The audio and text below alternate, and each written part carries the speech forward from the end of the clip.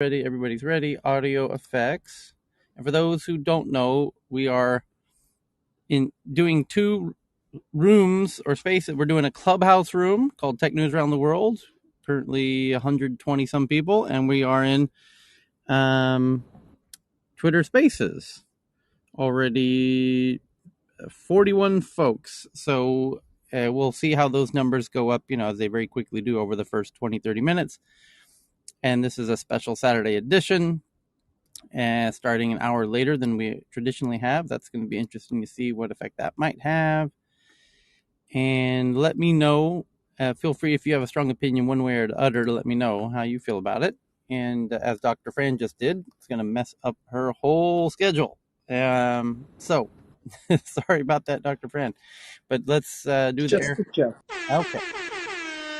We got the air horn. That means Let's do this. let's do this. Okay, so I also it would be interesting to get feedback. I'm using I'm doing Clubhouse through an app called Club Deck on my MacBook Pro.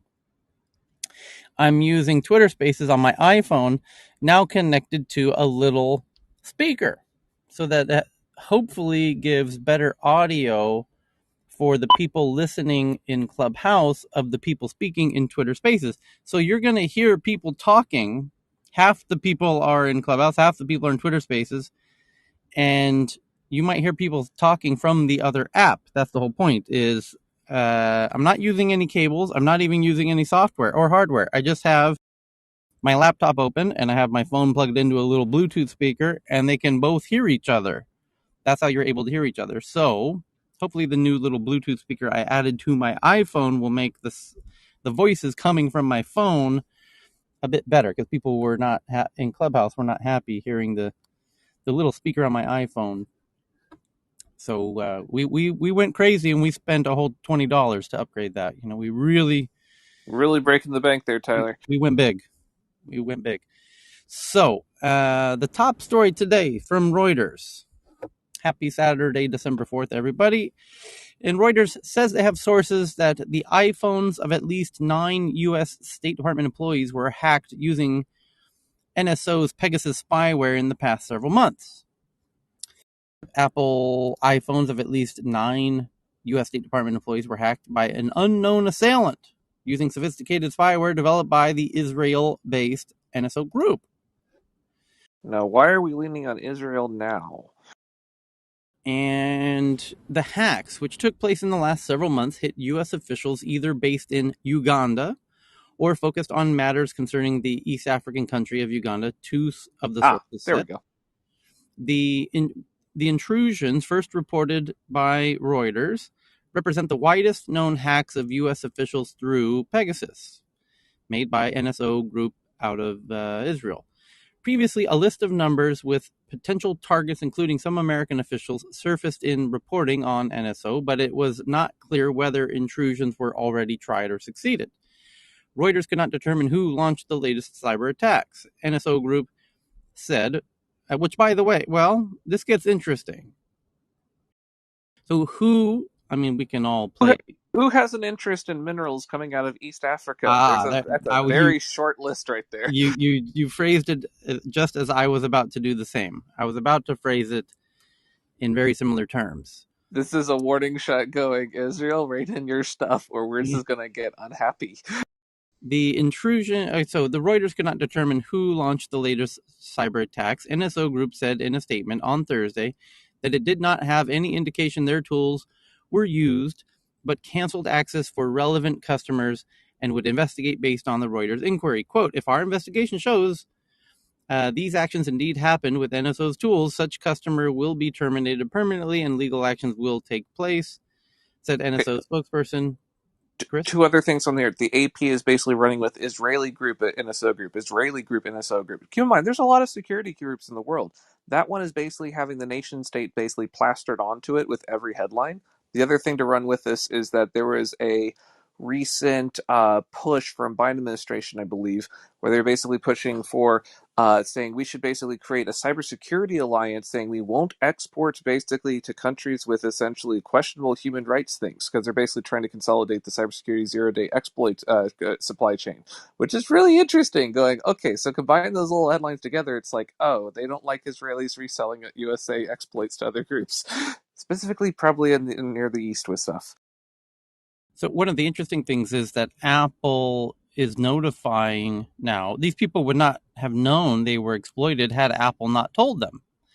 And Apple itself is incapable, apparently, of stopping this Pegasus from being installed. They can't. They don't know how to stop. Patch the phones to stop the vulnerability. So, at the least they could do is notify people who are being having their devices compromised.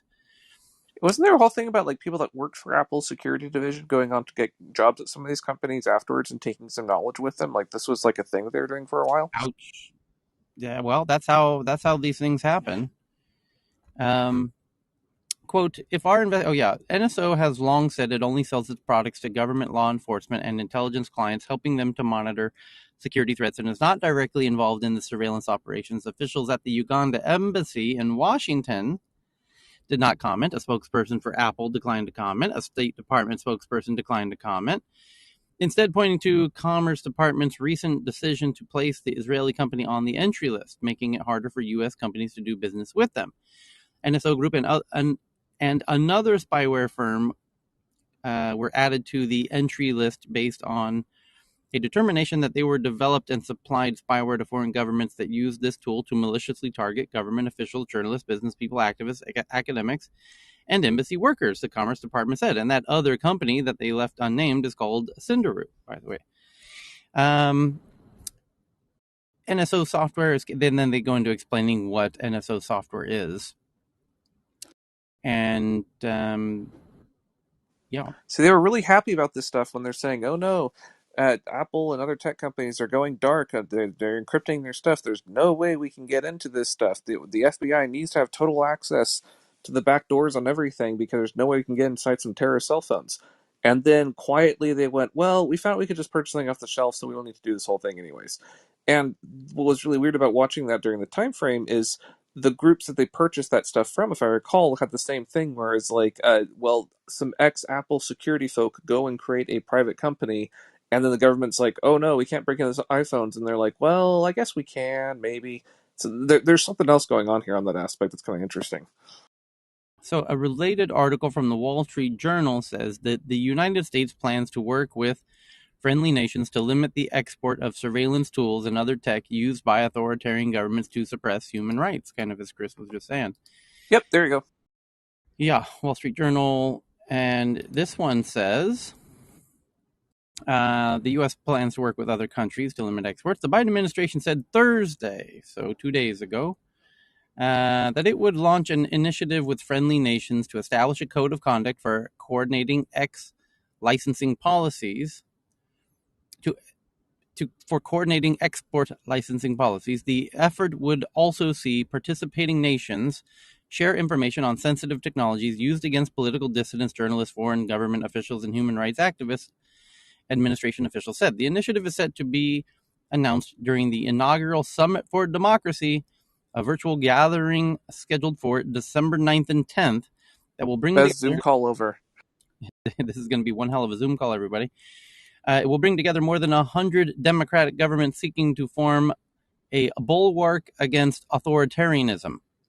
China and Russia, which weren't invited, have jointly criticized the meeting, saying it would, quote, stoke up ideological confrontation and a rift in the world. Now, if you are a regular tech newser, as many of us are on stage on both apps, do you not recall me ranting rather firmly 3 days ago or 5 days ago? You tell me, how many days ago was it where I said the United States is going to bring together everybody A week, against?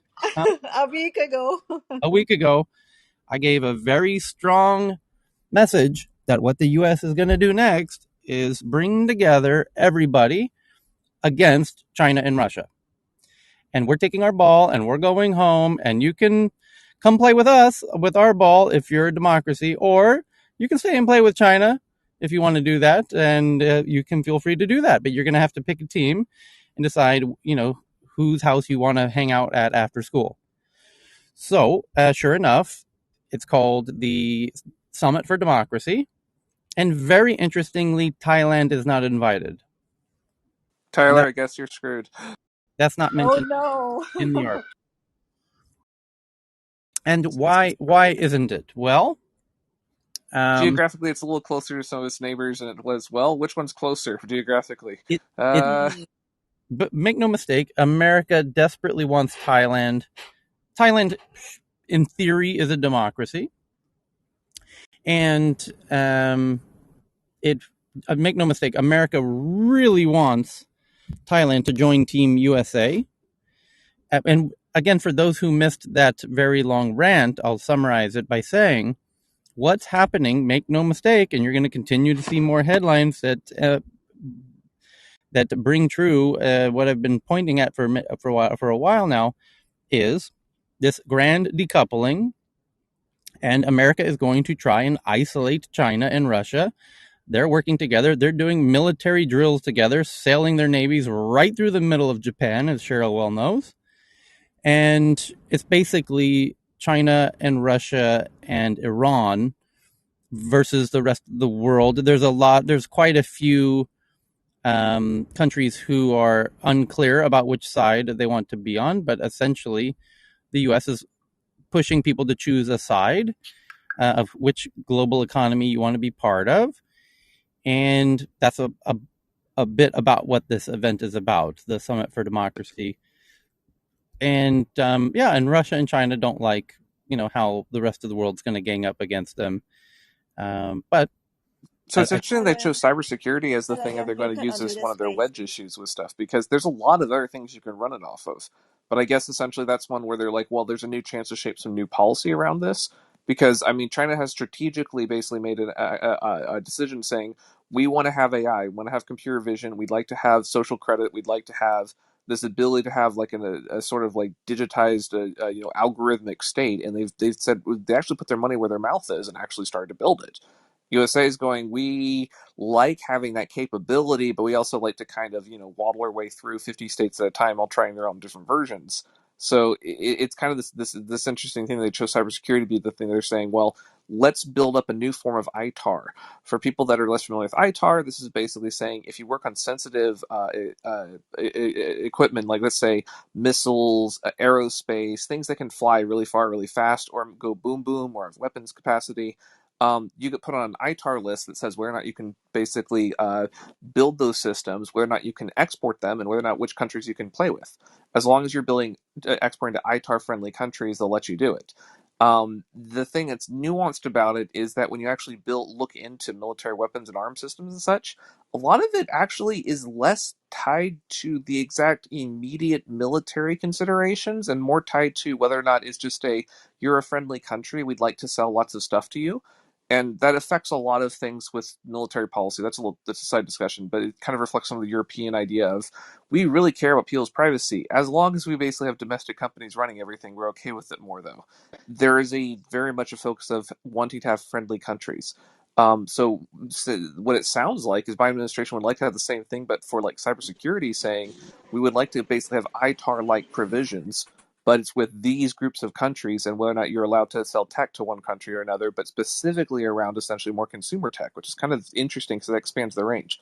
One last thing to throw out there is there's a historical angle to this. If people are interested in like some older version of this, there's a thing called the Clipper chip. It was proposed back in the 90s with the Clinton administration.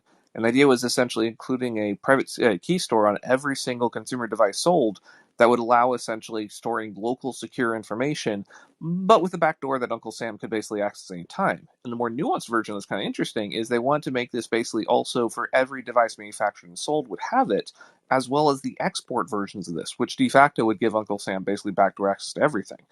But that's the historical version. It didn't go through, but it almost did. Yeah, Electron Frontier Foundation, other groups kind of stopped that.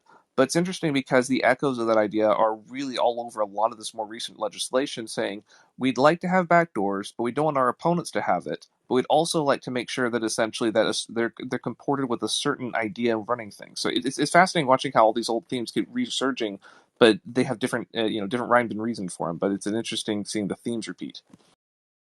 Yeah, we just strangely had the whole Twitter space crashed, unless Cheryl ended the room accidentally, which I don't think. No. Oh no. And so I'm just restarting it real quickly.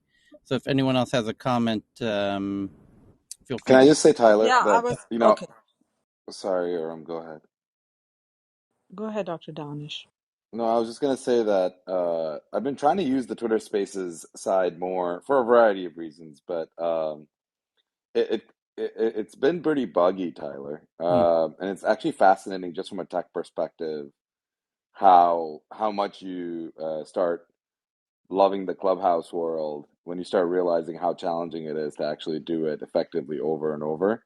So for the last, week or so, it keeps kicking you off stage. You get a phone call, you get kicked off stage. It's just it's a crazy, crazy Twitter Spaces world. I'm sure they'll figure it out, but it is fascinating. Okay. I What? didn't end the room. Okay, Suddenly you were I muted had a for like comment 5 about the minutes. whole, Suddenly just this democracy summit thing and the intention of gathering all your friends together to share the intel, to share the data, and then excluding people who are not aligned with our policies and kind of establishing certain safety measures hello, because, you're as we muted. all know, Uh, previously Chinese uh, uh, phone equipment and so many other sneaking tactics of collecting data without consent and knowledge. So I see it as a really positive uh, a kind of a step towards security. But as Chris was mentioning, as long as Uncle Sam has the capacity, that's okay. But the people who are not in our favor and without the consent of the knowledge of the government cannot. Uh, can no longer collect the data and information from us. So, yeah, new development, but the similar theme continuing from the past. Okay. Well, while we're on the political tip, we got to invite up Justin Higgins, who hosts the best conversations around political issues in not only Clubhouse but anywhere that I've seen. So we're talking about. Welcome back, Justin. It's about this Biden's democracy summit for democracy with 100 democratic governments seeking to form a bulwark against authoritarianism. I have to admit, I don't know that I've ever seen the word bulwark before. Bulwark. And the definition of bulwark, I'll leave that to your imagination. But it seems Biden wants to get together all the world's democracies, and it's pissing off notably China and Russia, who have commented by saying that they have jointly criticized the meeting, say it would stoke up ideological confrontation and a rift in the world. Yeah, so bulwark just means a really strong framework, foundation. Mm-hmm. And it's very interesting in that it is a little bit inflammatory because you have countries like, it doesn't matter what China and Russia think, but more so countries that we work with pretty strongly. I'm thinking Saudi Arabia and other places that I'm looking at the list. Turkey, I don't see on the list. So countries that we have diplomatic ties to that maybe aren't diplomatic, it's problematic from that perspective. But I think you hit on it earlier, Tyler. I'm kind of watching College Game Day and getting ready to watch a college football game.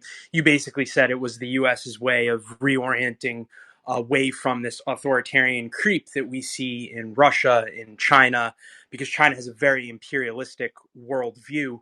And this is just the Biden administration's way of beginning to counter that. I think it's largely symbolic because we will still continue to work very closely with countries that maybe aren't democracies, like the ones that I mentioned, specifically Saudi Arabia, and really achieving a lot of our international goals will depend on working closely with countries that maybe they have a different system of government than us. So this is just another way of kind of ordering the world, strengthening our ties, setting out a maybe somewhat cohesive diplomatic and economic vision against China and Russia. And then you've got an event coming up tomorrow with the Iran nuclear deal. Yes, sir. We will be talking about another undemocratic country, Iran, and the nuclear negotiations currently going on with the U.S. from the perspective of the U.S. under President Trump, then President Biden, from the perspective of Israel, and then also from the perspective of Iran, and just get a feel for where are the negotiations at. What do the key players really want? Is this serious, or are we just kind of spinning our wheels, if that were to make sense? Mm-hmm. And I'm looking at the other headlines here, and if we see another political one, I'll jump to it. But the next one I see in our list is from the Washington Post. Twitter says it mistakenly suspended 12 accounts after coordinated and malicious reports targeted researchers and journalists, and will review the new policy. And I think I know what this is about. It says from far right activists had urged their followers to use a new company rule to target anti extremism researchers and journalists.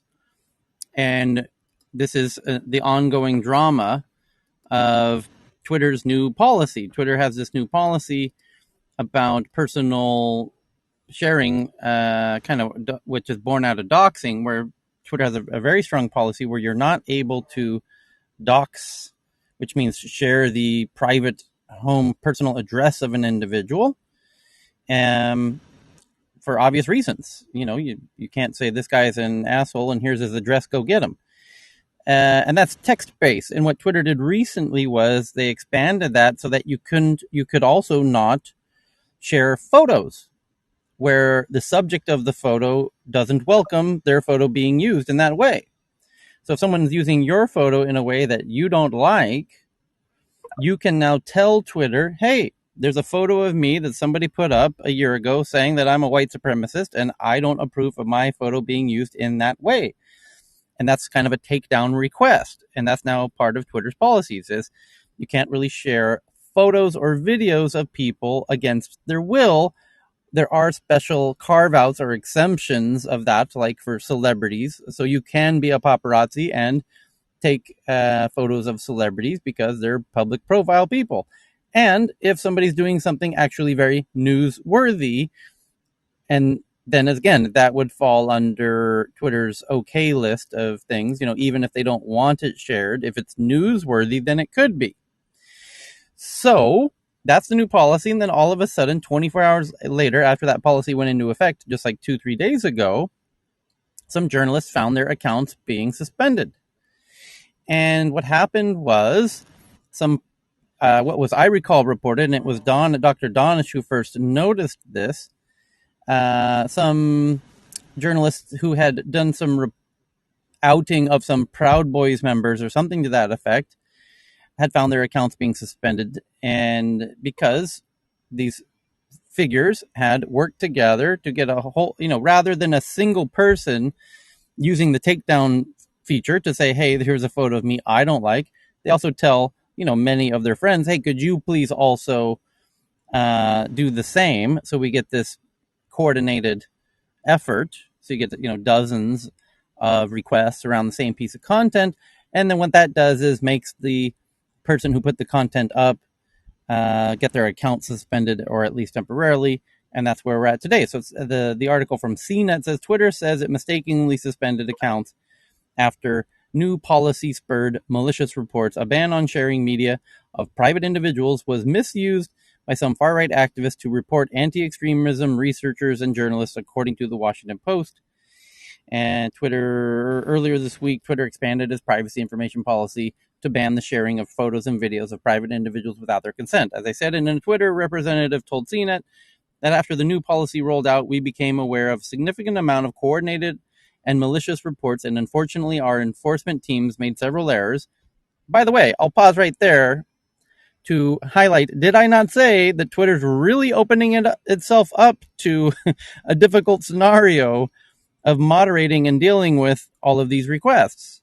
Do they have a whole lot of extra people with a whole lot of spare time? Because I said they're self imposing this whole new level of difficulty, uh, which is kind of uncharacteristic. Normally, companies want to minimize the amount of responsibility and workload that they have, and here they are doing a kind of a self-inflicted increase in a whole bunch of not easy workload. Those are not easy cases to sort out. Who's the bad person? Who's the good person in these stories, for example? As Facebook could have told them. Precisely right. Moderating is not fun. I mean, It's there are, okay. Accenture will do it all for you. well, yeah, that's what Facebook is employing somewhere in the order of 40,000 people from Accenture at the moment. Well, they have a deal with Accenture, and Accenture has about 40,000 people working on that. And Similarly, they may even pay for therapy. and that's another issue, which is that the people who are doing that human moderation often tell horror stories and suffer rather severe, consequences of being exposed to a whole lot of incredibly difficult content. You know, in So, Say India, that they had a again, thing Kind of in Paul, where that on difficult Clubhouse. The space that they're in, moderation is right? tough. yes, Cal, go ahead. Yeah, sorry, yeah. In the difficult space that they're in, what options do they have, right? I mean, it's probably the toughest. I was asking a friend of mine, would you rather be the CEO of Twitter, or would you rather be the CEO of, Clubhouse or Walmart? And just to take another example, there's so many, like, these are tough platforms to lead now, right? It seemed all easy right at the beginning because it's just fast growth and it's all cool and now you're starting to run a complex business, right? You have to deal with these global expectations from governments. You have to deal with exactly the issue you laid out there, right? The dilemma you create for yourself. But what do? You just box yourself, and you either start to make it more and more secure in the way you think it's secure, right? And then somebody else thinks it isn't. So what do they do? What options? I mean, it's just a rhetorical question, but it's a tough situation they're in. I mean, so I in think India that they the fact that they've gotten along this long without moderation is, you know, that has been a vacation for them. I don't feel bad for the work involved in moderation. If you are going to have an enormous platform that you're going to make a crap ton of money off of, then you should have to do stuff like moderate it. I mean, I understand the protection that everybody wanted, but remember that protection, first of all, is changing. That's the Section 230 issue. But more than that, it was from a time when none of this existed. There were no comment threads. There was no interaction like this. It was unidirectional content at the time. This is something, like, yes, the moderators have to see all this terrible content, but if they don't take it off, then kids see it. We see it. Like, they're getting paid at least to remove it, and then it's on Facebook and Twitter and all of these platforms to come up with a way to make their shifts and make that work as easy as possible for those people. But what they're doing is providing a safer space for the rest of us to operate in, and given the amount of data and money that they've taken from all of us, like, the minimum that they could supply is a safe space. So I don't feel bad about any of this stuff. Yeah, it's hard. Poor things. They've made a crap ton of money if they're smart. And they've created these spaces that are free for all, that incite shootings and riots and things like that. So I mean, whatever, suck it up. They're okay. so Yeah, but there's there's a a thing in problem with. India where sorry, go on. No, you go ahead. I'll go after. Okay, very briefly, in India, there's when they built up the sewage systems with stuff. There was, there's some of the first ones in the world. Not all of them essentially were designed with the wonderful things like being maintenance free, like some of the their stuff. So there's for a long while, and I think they still have this in a few cities, where the lowest class folks would basically go and shovel the things out manually, and it's like this horrific idea of someone basically that's their what they do is they just shovel shit all day in some of the worst conditions humanly imaginable. I kind of imagine this is like the digital version of something like that, where it's like you're just basically going through all the worst things that humanity on the internet has to offer. It's worth considering that what we build, the technical tools, the companies, the structures, the legislation, a lot of these have certain ideological foundations. one of the ones that the internet was built on is that if people are talking more and that we're able to connect people together, that ultimately people will want to collaborate and make happy things together. As it turns out, that more or less is kind of true-ish, kind of, but ultimately it's not a universal constant. It can be very much influenced and basically manipulated in a way that by bad faith actors that ultimately kind of bring some of those original ideas into question. And the reason why this is relevant is, well, we now are seeing essentially a milestone what happens when you connect everyone together. Turns out there's a lot of grumpy people, and that can cause a lot of problems for everyone. We don't necessarily have to run things this way. We could start over. We could build smaller networks. We could build things that basically have different ideas built into them. We aren't locked into what currently exists, and I think people being willing to basically embrace more of those experimental edge cases and actually consider what would it take to make these these short term things more longer term and make them essentially here. I like that's sort of the beauty of Clubhouse is we've gotten to see a hyper accelerated version of a network that grows then matures. Then okay, do people still want to engage with this? And I think we should be willing to embrace more of these experiments because I think that's ultimately where we're going to get some of the next generations of technologies that we can actually be happy with from.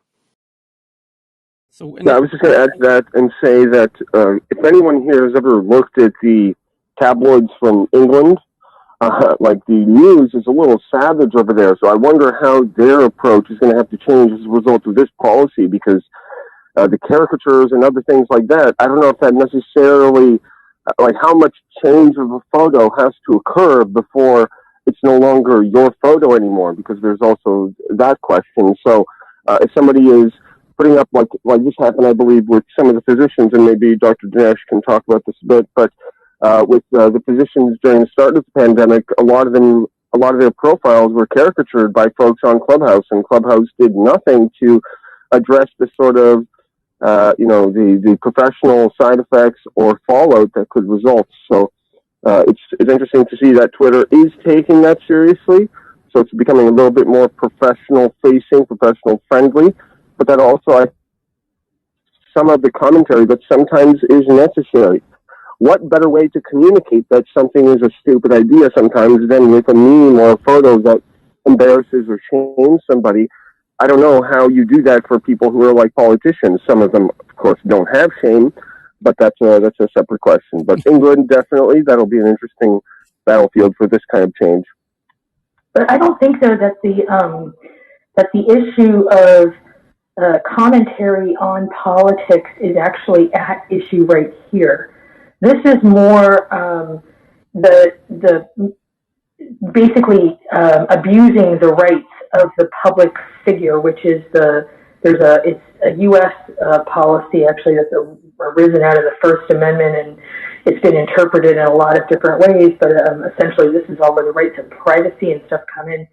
And this is where this whole idea of what is the free-for-all that is going to be permitted, and what rights do people who become public figures actually have, which is the reason lots of people who would be great public figures don't want to do it because their rights are basically stripped away. Like there was just something that was written about George Clooney, he had this horrible motorcycle accident, and instead of calling 911, people are filming him.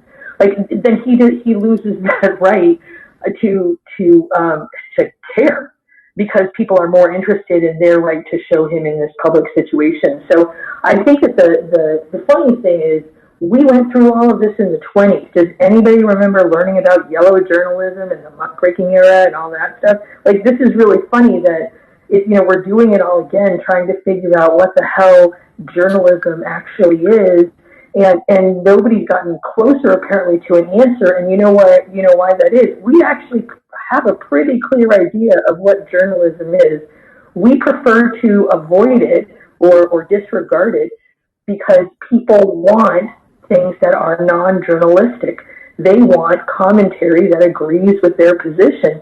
They want the salacious. They want all of that stuff. And that is why journalists and publishers started off disregarding those rules because it sold better, and they basically went through this calculation of what are the fines that I'll be subject to? Is that more or less than the amount of revenue I'll get by publishing this? That's basically like all those tabloids, that's their financial consideration. With respect to the censoring thing, I imagine a lot of it will become automated. The only reason we don't have a tool for that right now is because they didn't need one. So I feel like this is just something that oh, it's so hard. Well, is it really harder than trying to create the internet? Is it harder than selling things online that haven't been sold before and creating an entire supply chain behind it? I don't think this is one of the hardest things that has been faced by technology. I think it's one that people have chosen to avoid not because it's too hard, but really it's because they don't want the consequences of losing, the viewers or whatever the potential stream is. But I think the fundamental idea of can we create community through social media or media in general, we've already seen community doesn't scale. At a certain point, you no longer get community, you just get population. And for whatever reason, it doesn't seem to be something that is valued in any of these spaces, maybe because it doesn't draw enough revenue. I don't know. But if you want to create community, all of our current socials, like our current media structures, do not do that. We Yeah, and see that varies from country glimpses to of country. large communities. Like they don't last very long, but like Reddit had an experiment they did with like Place, where they basically had everyone draw a pixel on a map. That's probably one of the few examples I can think of in recent eras, or like Twitch Plays Pokemon, where they had about 1 million participants. We do know it's possible to create temporary flashes of very large communities, but it's not built into the architecture of how we design these things. And de facto, honestly, it goes against the market interest, because when you are basically saying, why should I spend more money on a tech advertisement campaign than just a mass market TV ad that goes out to everyone? The main thing that the technologists have offered, who are the actual, the advertisers, the actual customers of many of these platforms, everyone else is a user. The thing that they've basically said for a long time is we can get hyper targeted customer things. So it's actually against the financial interest of many of these platforms to create large communities. It's in their interest to create very large numbers of potential groups to subdivide, and then you divide them into the smallest group that you can block in, per capita of 10,000 type kind of thing, and they say, hey, here you go, we're going to give you all of the Northwestern soccer moms who might essentially buy that brand of sneaker or something. That's the sort of thing that they're targeting. So it's not that it's not. There's a difference between having technological possibilities, sociological or biological. And what's interesting is we have seen glimpses of it being possible to create very large communities. It's just that's not the way our technologies are set up to do, right? Because it goes against the financial interests. But those are demographics. Those are not communities. Demographics are very different. Communities have bilateral communication and feelings of inclusion despite differences. Demographics are united in their common characteristics, but they are not bilateral communication bonded groups of people. They're just identified characteristics. It's the same as saying, hey, I'll send it out to all brunettes. I mean, right. That's why I was bringing up our place with on Reddit and Twitch Plays Pokemon. Is it was a very unique interaction environment because you had literally 1 million people all able to interact with each other in real time, which is technologically very challenging to pull off. And they all had that sense of community, which was very extra difficult to pull off. But it's worth studying from a sociological perspective. We know it's possible. It's just very difficult to pull off, and we don't have a whole lot of stable platforms showing it working over long periods of time. Okay. If I can say something, so I think Twitter is addressing a more and more upcoming future problem of private people, because I think most of us here didn't grow up in a space, like from early childhood on, that was constantly monitored and published on Facebook by the parents, on Twitter, on Instagram, our cute baby photo here, and then throughout the teenagers. I'm very glad that nobody had camera phones when I was growing up as a teenager. And the problem the future generation will have is if we don't have tools like what Twitter is putting forward now here. If you need the right to forget in the future as a private person in order to have a chance to be this grown-up version of yourself versus the teenage version versus the baby version, or to have any privacy of yourself, to decide what's private and what is not. And I think Twitter is addressing a very important future problem that should become a human right to have the right for the system to forget certain things out of your life. And I think Twitter is pioneering this.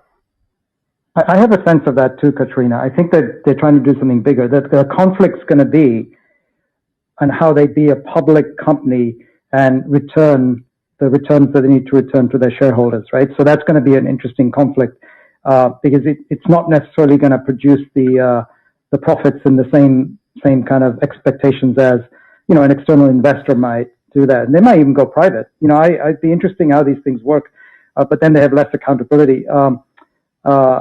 In the private markets. But I think you're right. If you start to do those kind of things, you are now a different type of organization. And who knows? It's all going to be interesting. The internal conflicts of direction and internal conflicts of values, etc. inside Twitter that were going on over the last 3 months. I would have loved, I'm sure that former Twitter employees will come back and speak about these things in time as we move forward. But what's actually going on and what's going to evolve into what Jack does outside of Twitter, because he was a key part of what that vision might be inside. And my sources tell me that him and Parag got on. They weren't like conflicting. They were actually planning and doing things together. But you couldn't do that as a public company potentially, right? And you'd have the conflict with Square, and you'd have the all these things. So that's an interesting, but I think, Katrina, I think some of the things they do, I'm actually impressed by. I think they're a more evolved version of, like the baby of Clubhouses. Clubhouse is just waking up to some of the challenges. It was all fun and giggles to start with, but things go wrong, right? And Twitter's been through that journey, and that journey matters, right? The journey actually matters.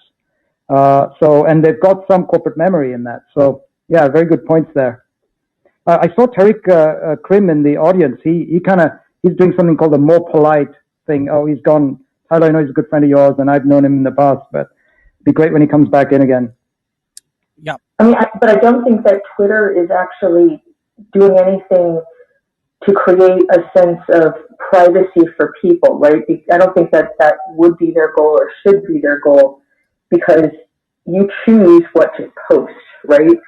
So they can actually, they can say you're breaking the rules because of what you choose to post, but it is not their obligation and should never be their obligation to ensure a sense of privacy around people, because your privacy is something that you always control to the extent that you can control what you say, what you post, what you do. Like, I don't really understand why people post all these photos of their kids and things like that. I have 50 billion photos of my kids. I've posted 2 in their lives because I just don't think that is something that is safe. I don't want them to be exposed to it. We control what we say and what we do. It is not on a company to prevent us from hurting ourselves. It is on them to prevent other people from hurting us, right? That's what these rules, I think, protect from. It's what they're intended to protect from, I think, which is essentially this idea that what you're saying, you have the right to act unless and until it invades someone else's right to be free from harm. So I think that finally they're starting to enforce these rules, which people who like to harm with impunity hate, because they don't feel like their right to act should ever be interfered with.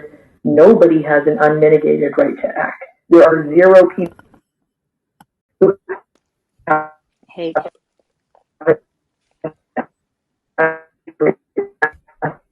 mitigated right to say what they want, to do what they want. So I think that enforcing more public spaces where people say, you can't say that. I know you feel it. You say it in the privacy of your home. You cannot, that's not what public spaces are for. Public spaces are primarily to ensure freedom from harm. You can act and you can worry about what's going to happen to you as a result of what you say, but you don't get to say things to hurt other people and then just walk away. That's not what public spaces have ever been for, in my opinion. Danish. So one real quick comment on this is that this specific privacy policy is about trying to protect people who don't want private information becoming public.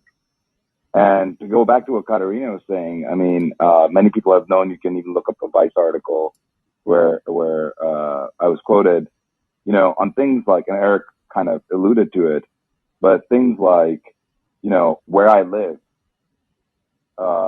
taking my photo, which was not their property, and manipulating it with a Chinese flag on the back because I believe that the vaccine was a safe and effective prevention for COVID. Attacking family members, people literally in other rooms, in Clubhouse and other places, saying who my family members were and how to reach out to them. These are the types of things that I think Twitter is thinking broadly about right now. And I have to say, I'm very impressed with the fact that, think about Farag, and think about the fact that this is his first major move out the gate. It's speaking volumes to not only how incredible his leadership is going to be. I'm actually very bullish on it, but also more broadly around how they're trying to think about people like myself and others whose private information could be released, without their consent. So I agree with you 100%, Alexandra, that there are public things that we share that it's okay to scrutinize, and it's okay because this is a public square. But to have private information released because people are able to do all kinds of things and to make it public, I think this is the rule here is something not only that I think is good for Twitter, but I think Clubhouse, as Cal was saying earlier, but I'm going to take it one step further, could learn a lot from. Just wanted to comment on that. Yeah, but I think that's already illegal, right? Most of what they're saying is illegal. I mean, I agree with you. I'm just saying that this is, enforcing illegal, the ability to keep private things private for private citizens is already illegal. Like it's already illegal to exploit private things. I know it's done, but it's already something that was illegal. I mean, it's nice that they have a policy that matches law. That's good. I agree, but going beyond that, when someone does that, the only recourse I have is to legitimately try to find out who they were and to go after them in the court of law. Whereas when a platform does it unequivocally, it allows people like me to not have to not only take my resources, but also protect my family. And so, again, having actually been on the other side of it, I will 100% push back quite strongly to the notion that, you can always go after it. It's not so simple for everybody. And it's not so simple to go after when hundreds of potential, specifically anti-vaxxers, are coming after you and your family. So I think what Twitter is doing should be commended. And as you said, they have no clear financial incentive to do this. This is clearly a sign that the page is turning. And I think it's exciting. Yeah, but there are so many things. I want to add, Danish, just a little bit. Sorry, Alexandra, I'll get that. Just one. There's so many things that corporations do, right? And this just even back my experience all my entire life, really. There are things that corporations do and make choices. There are individuals and executives and people inside organizations. Choices land on their table, on their desks, on their emails, on their, things that happen. And then they have to make choices and they make decisions. And there are so many things that they do that they have no direct. It is totally financially dumb to do it, right? And many companies actually do it, right? They actually do it. There's a sense of, and many companies on various decisions doesn't have to. These are very public decisions, and they're doing things, but they do make decisions on things on the basis of a set of values that they have kind of explicitly or sometimes implicitly agreed with their customers, right? The challenge with Twitter is that everybody in the freaking world is their customer, if you like, or their user in a sense. And so this becomes really, really, really hard, but they will make those choices. I imagine that,